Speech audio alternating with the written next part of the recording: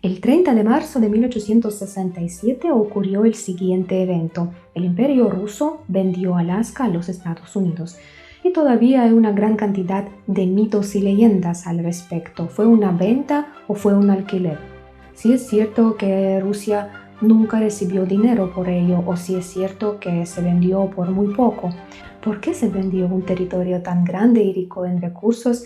Y si es verdad que los Estados Unidos sabían sobre la riqueza de esta región antes de la compra y por eso hicieron el trato tan rápido. Hoy vamos a desmentir todos estos mitos y leyendas. Me llamo Julia, bienvenidos a mi canal histórico.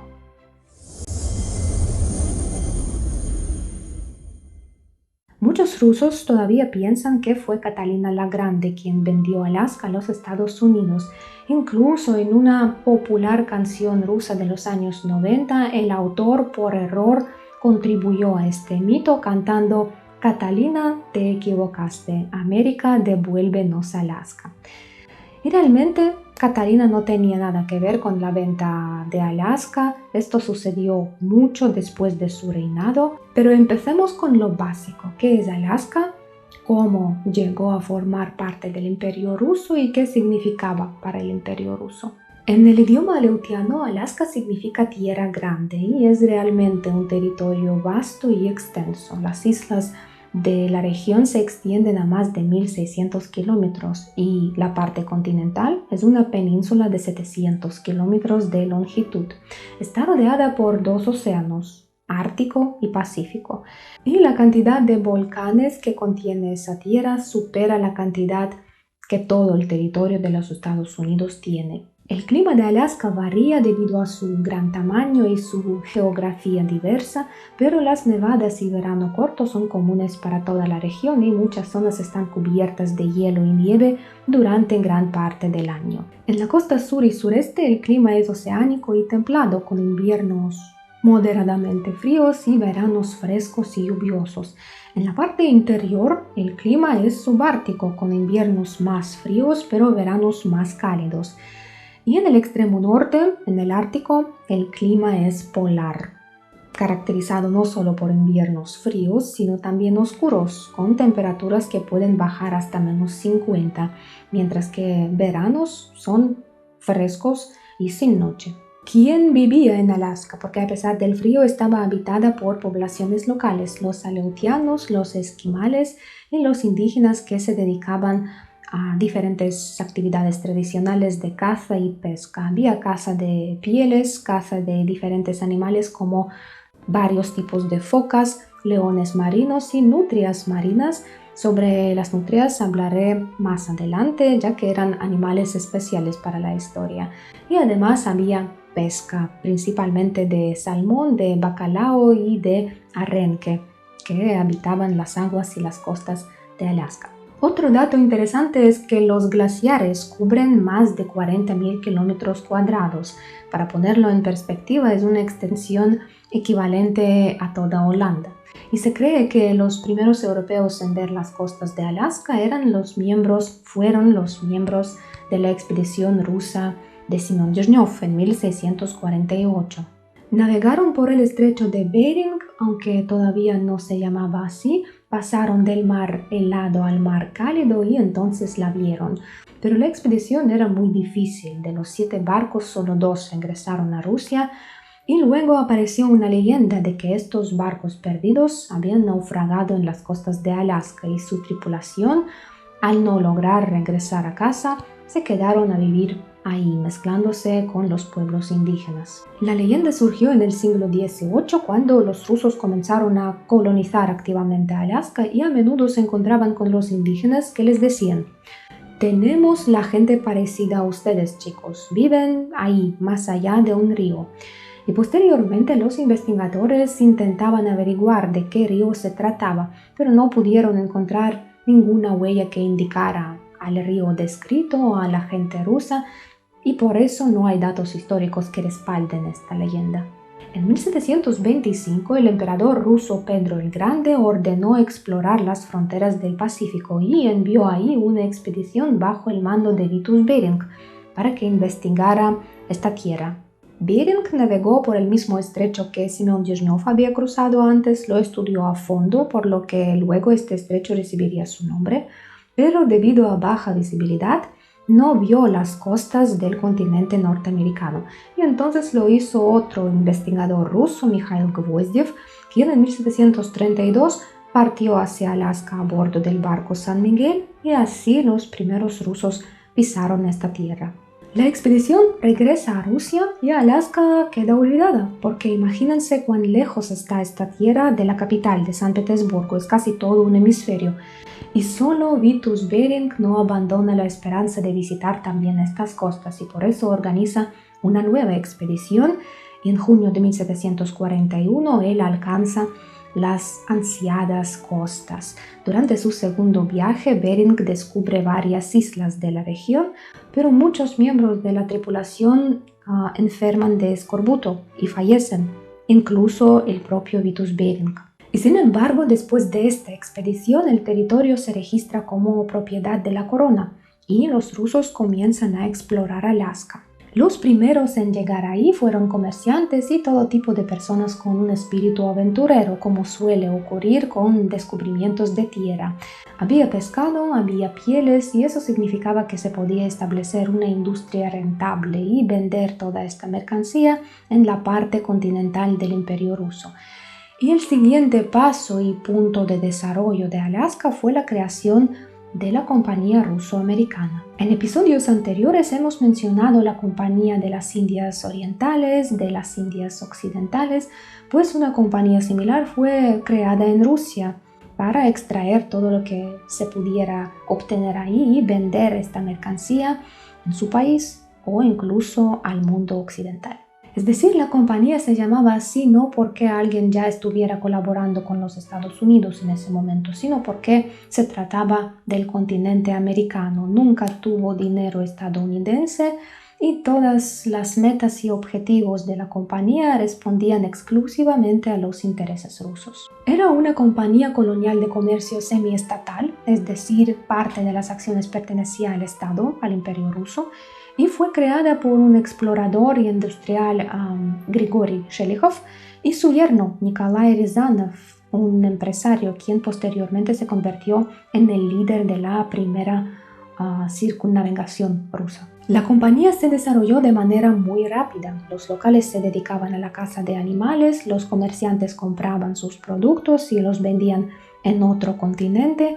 Era un monopolio, ganaba grandes cantidades de dinero y se consideraba la empresa más rentable del Imperio ruso. Entre los accionistas de la compañía se encontraban influyentes representantes de la nobleza, altos funcionarios, miembros de la familia imperial y a pesar de la presencia formal de particulares, la compañía en realidad cumplía funciones de agente estatal en la región, desarrollando el comercio, estableciendo relaciones diplomáticas con los indígenas y asegurando la presencia militar del Imperio ruso en el Pacífico. Poco a poco, los rusos comienzan a explorar el continente norteamericano, se dirigen hacia el sur y establecen un asentamiento llamado Fort Ross, ubicado a 80 kilómetros al norte de San Francisco, que en ese momento pertenecía a la España de México. El objetivo era asegurar el suministro de alimentos para los asentamientos en Alaska, que debido a las condiciones poco adecuadas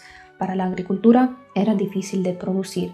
Así que mantenían contactos con los locales y también con los colonos españoles y estadounidenses. Y así Fort Ross se convirtió en un centro cultural, tanto de relaciones ruso-nativas como interculturales. Con el tiempo comienzan a comerciar con San Francisco, les envían pieles, les envían aceite de ballena y hielo, una gran cantidad de hielo porque es un gran negocio. El hielo se utilizaba en almacenes, en restaurantes y en todos los lugares donde era necesario conservar los alimentos. Así que el hielo se transportaba en grandes bloques cortados de Alaska a California y en California se compraba todo lo necesario para los colonos en Alaska, desde alimentos hasta pólvora y balas. La Iglesia Ortodoxa también explora la nueva tierra difundiendo su religión entre los locales, lo que a menudo los irrita por la invasión en sus creencias y sus tradiciones culturales. Y en general, a pesar de que se trata de los eventos del siglo XVIII, XIX y no del siglo XVI, los conflictos y enfrentamientos con los locales ocurren con regularidad. Se les compraban productos a precios muy bajos, se les pagaba muy poco salario en las industrias de caza donde trabajaban y además la presencia de la gente ajena en su territorio también les molestaba mucho a los indígenas. Uno de los mayores enfrentamientos fue la batalla por Novoarjángelsk, la ciudad actual de Sitka. En 1802, los tribus de Tlingit atacaron los asentamientos rusos, matando a 20 rusos, a 130 aleuts y robando 4.000 pieles. Como represalia, en 1804, cuando desde el Imperio ruso llegó un buque de guerra, los Tlingit fueron atacados a base de cañonazos y así la compañía ruso-americana recuperó el control de esta zona, de esta región.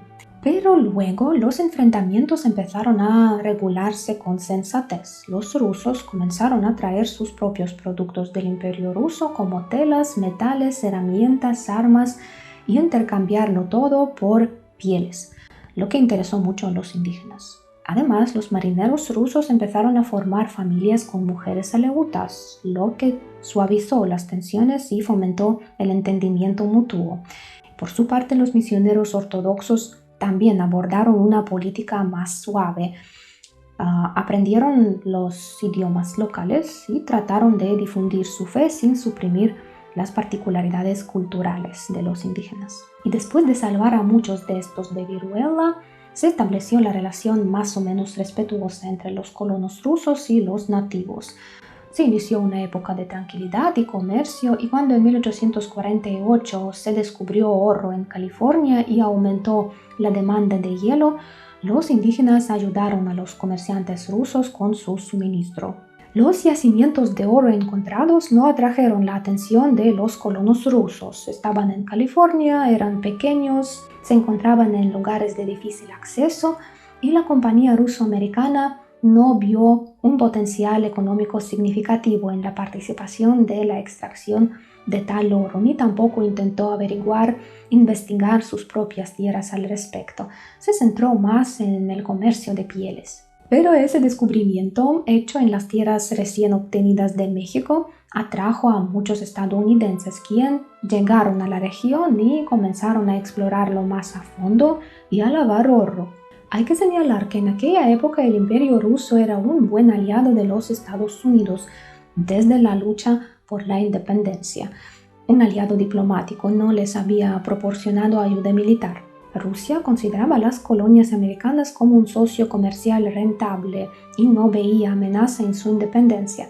Por eso, en 1780, Catalina II proclamó la política de neutralidad armada, que ayudó a proteger los intereses de los países neutrales durante la Guerra de Independencia de los Estados Unidos. Esta neutralidad prohibió a la flota británica a registrar y atacar a los barcos de países neutrales que transportaban mercancía a los Estados Unidos. Ella creó la Liga de la Neutralidad Armada a la que se unieron Suecia, Dinamarca, los Países Bajos, Prusia y otros países. Y esta medida privó a Gran Bretaña de una importante herramienta de presión sobre las colonias americanas, ya que no podía restringir el suministro de provisiones a través de barcos neutrales. De este modo, la Liga limitó las posibilidades de Gran Bretaña para combatir las colonias, ya que la mayor parte de Europa se opuso a su intervención en las rutas comerciales. Y después de la guerra, se establecieron las relaciones diplomáticas plenas entre los Estados Unidos y el Imperio ruso. Y parecía que todo estaba desarrollando bien, el comercio avanzaba, se había establecido la paz con los locales, con los estadounidenses que también tenían su negocio en Alaska. Pero la situación empezó a empeorar debido a la nutria marina, un mamífero depredador con un pelaje de muy buena calidad que gracias a sus glándulas sebáceas estaba impregnado de grasa, lo que lo hacía repelente al agua. Por la culpa de los comerciantes rusos, la nutria casi desapareció y muy pronto la compañía rusa-americana perdió sus ganancias y se convirtió en un verdadero quebrado. Además, como ya he mencionado, en estas tierras operaban comerciantes e investigadores de otros países, en particular de Estados Unidos, de Gran Bretaña. Nadie les exigía pagos adicionales ni tampoco protegía el monopolio de los extranjeros. Y así el negocio de la compañía ruso-americana cayó en declive. Debía grandes sumas de dinero al Estado y el Estado tomó el control de su destino.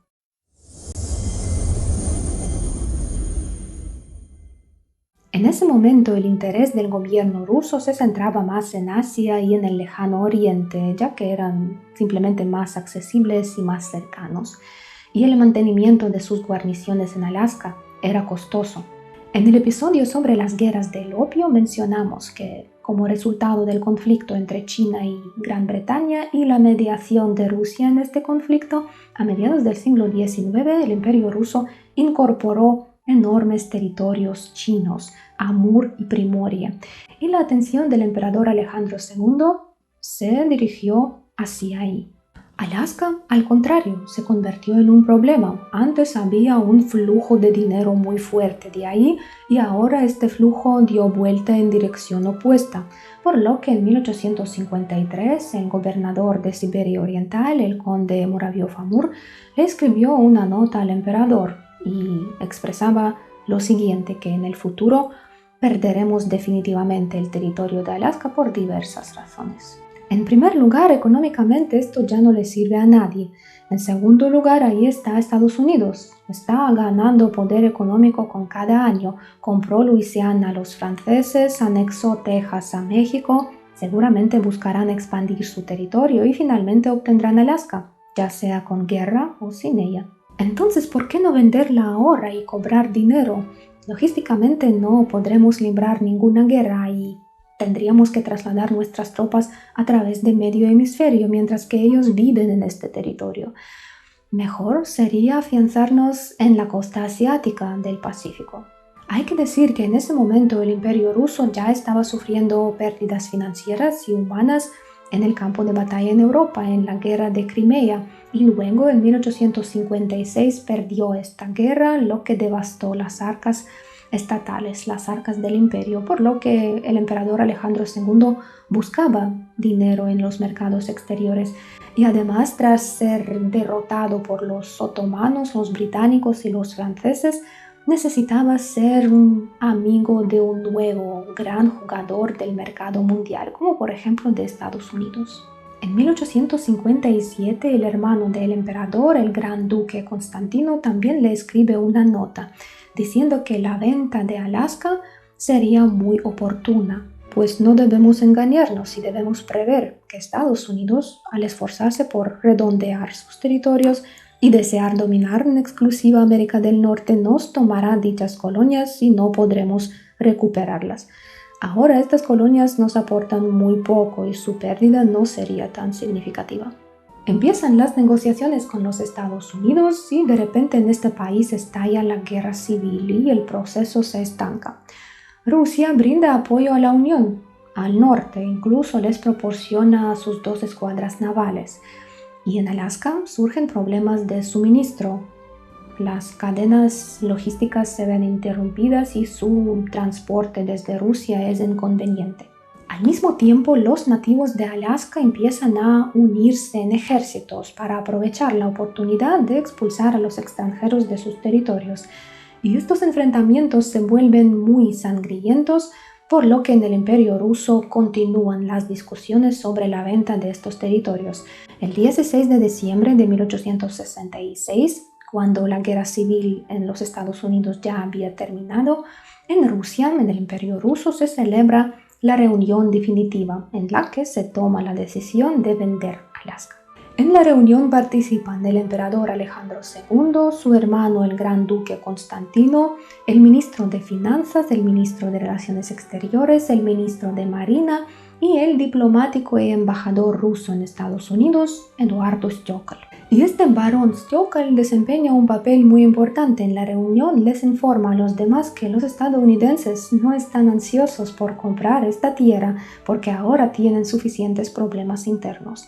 Están más interesados en desarrollar California y sus tierras del sur. Y en general hay muchos votos en contra. Y por eso lo que debemos hacer es, en primer lugar, lanzar una campaña de relaciones públicas para presentarles a Alaska como una especie de Eldorado, de un paraíso terrenal. Y en segundo lugar, hay que ser fieles a nuestra antigua tradición de sobornos y usar este medio para cambiar la opinión del Congreso, porque un aspecto clave de la venta era conseguir la aprobación del Congreso de los Estados Unidos. Y el barón Stoeckel se dirige a Washington con el encargo de vender Alaska por $5 millones. ¿Y qué era $5 millones? ¿Era mucho? ¿Era poco? Para comparar, 60 años antes, el territorio histórico de Luisiana, que ahora incluye 12 estados y que ya era un territorio desarrollado con agricultura próspera, donde incluso trabajaban esclavos, fue comprada a los franceses por $15 millones. Luego, en 1845, el territorio del estado de Texas fue anexado y posteriormente se pagó una compensación a México del mismo suma del $15 millones. Así que el precio de $5 millones por una tierra remota y fría parecía bastante razonable. En los Estados Unidos, los periódicos también analizan el trato y comentan que con esta compra adquiriremos 50.000 esquimales que solo tienen medio cubo de grasa de foca para desayunar. ¿Para qué hacemos esto? Las nutrias marinas ya no habitan ahí, critican duramente el acuerdo y a todos los que lo apoyan y insisten en que sería un desperdicio de dinero. Y hay que señalar que el presidente Andrew Johnson también era bastante crítico al respecto. Y sin embargo, Stoeckel logró no solo asegurar una decisión favorable, sino también aumentar el precio a $7.2 millones. Y en Rusia, las negociaciones sobre la venta de Alaska se llevaron a cabo en un ambiente de estricta confidencialidad.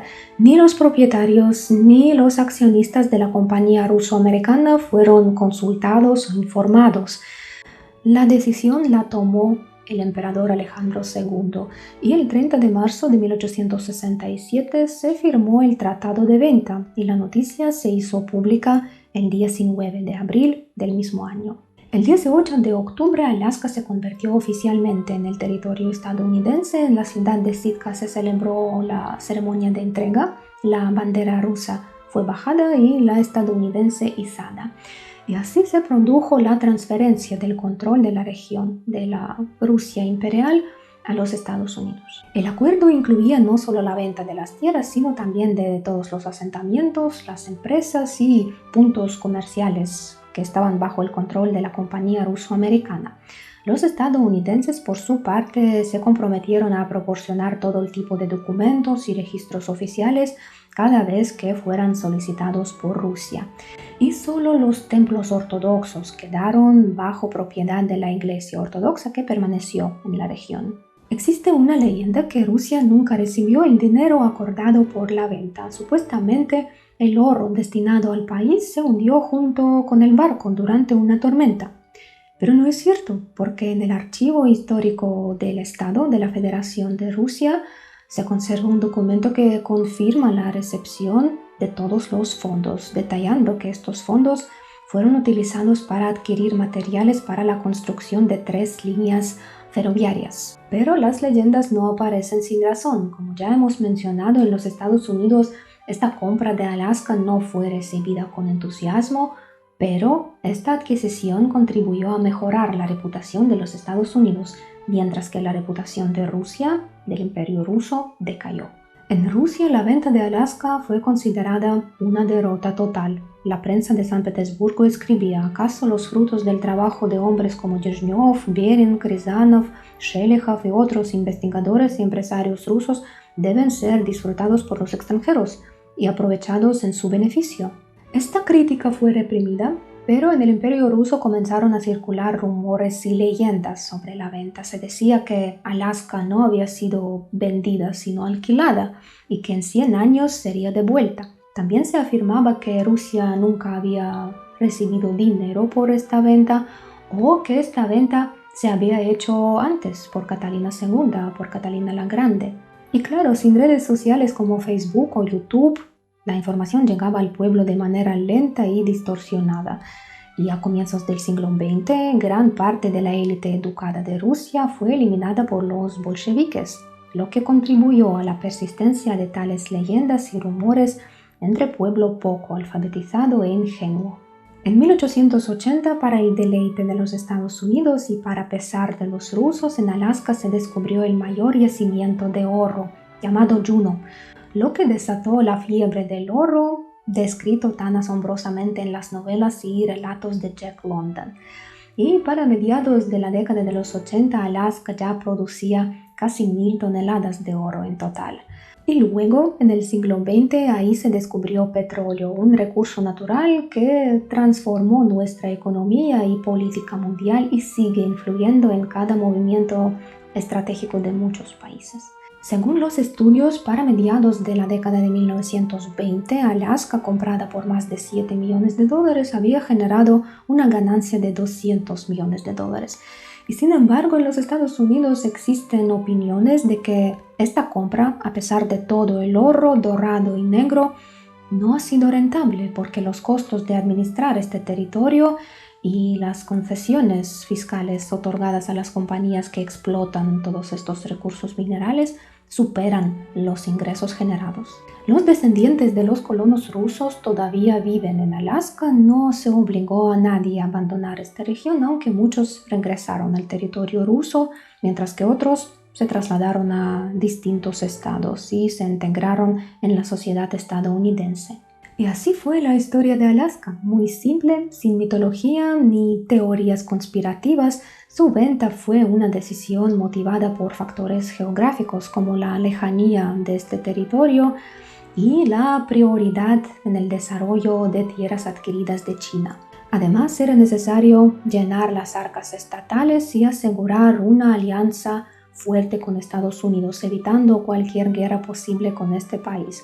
Para el Imperio ruso, era importante tener un contrapeso frente a las potencias europeas con las que siempre tenía una u otra bronca. La decisión fue tomada por el propio emperador Alejandro II y a nadie le interesaba la opinión de los propietarios de la compañía ruso-americana porque ya estaba arruinada. Tampoco se consultó a los científicos y investigadores porque no se consideraba necesario. El espíritu aventurero y la audacia juvenil de Estados Unidos no se encontraba en el Imperio ruso ya maduro y de hecho de mente cerrada y cansado de todos estos emperadores y de la burocracia. Esta región lejana no podría desarrollarse bajo el mando de tales monarcas, al igual que la región de Primorie, que con la excepción de la ciudad de Vladivostok, sigue siendo una región abandonada sin signos particulares del siglo XXI. Y en Alaska, en lugar de las nutrias marinas, aparecieron los becerros de oro, mientras que la caza de nutrias quedó prohibida en todo el mundo y solo se permite a los pueblos indígenas de Alaska. Gracias por ver este episodio histórico. Aprecio su apoyo en cualquier forma y nos vemos en la próxima historia. Chao, cacao.